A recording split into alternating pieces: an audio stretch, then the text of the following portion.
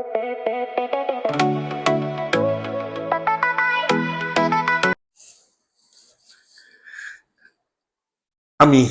Hussain Mahmud Sajjad, witty প্রেসের পক্ষ থেকে আপনাদেরকে স্বাগত।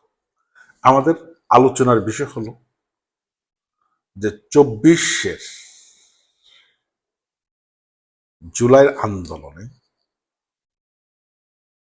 যারা আন্দোলন করেছেন তাদের ভুলের আজকে কি মাসুল দিচ্ছে বাংলাদেশের জনগণ। আমি কোনো সরকারের বিরুদ্ধে বলতেছি না, জাস্ট পর্যালোচনা করতেছি একজন রাজনৈতিক বিশ্লেষক হিসাবে। প্রথমত, জুলাইয়ের যারা আজকে দাবিদার, জুলাইয়ের চেতনা যারা এখন বিক্রি করতেছে, তাদের সবচেয়ে বড় ভুল হলো তারা বিপ্লবী সরকার গঠন করেন।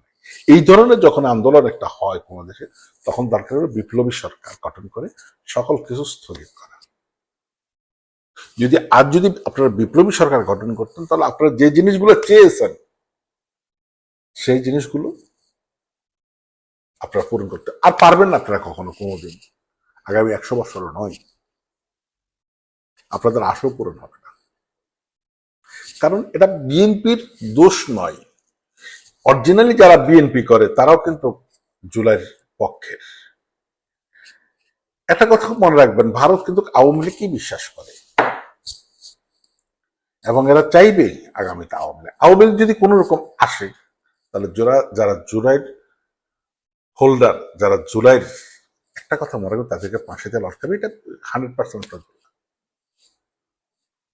সবচেয়ে বড় সমস্যা হলো যে জুলাইয়ের যারা যোদ্ধা, এরা লোকটুকু সামলাতে পারে নাই, ক্ষমতার লোক। আর এর ক্ষেত্রে বড় ভুল করছে বাংলা জামাত ইসলাম। এরা 1947 সালে ভুল করছেন, 1971 সালে ভুল করছেন, 1996 ভুল করছেন, 2008 সালে ভুল করছেন।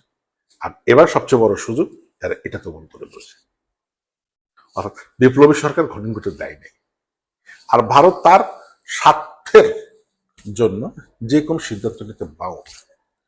আপনি যদি ভারতের সার্বভৌমত্বের উপর আঘাত করেন, ভারত কখনো ছাড় দিবে না। কারণ সে তার দেশের সার্বভৌমত্ব রক্ষার জন্য যে কোনো ডিসিশন নিবেই, এটাই নিয়ম। সেটা হোক বাংলাদেশের বিরুদ্ধে যাক আর বাংলাদেশের পক্ষে আসুক।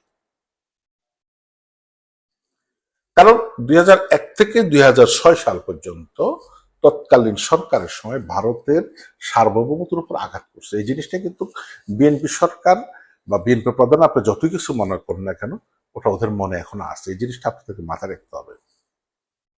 আর আপনার আশেপাশে যারা আছে, এরা কিন্তু সব ভারতের প্রশিক্ষিত লোকই।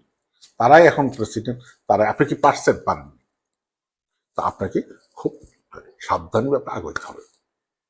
আর জামাত ইসলাম যারা, আপনারা অত্যন্ত আপনি ভুল করেছেন। আপনারা সরকার, বিপ্লবী সরকার গঠন, আপনারা মনে করছেন সরকার আপনারা আসছেন, জীবন আপনারা কোনোদিন ক্ষমতা আসতেই পারবেন না, আপনাদের আসতে দিবে না।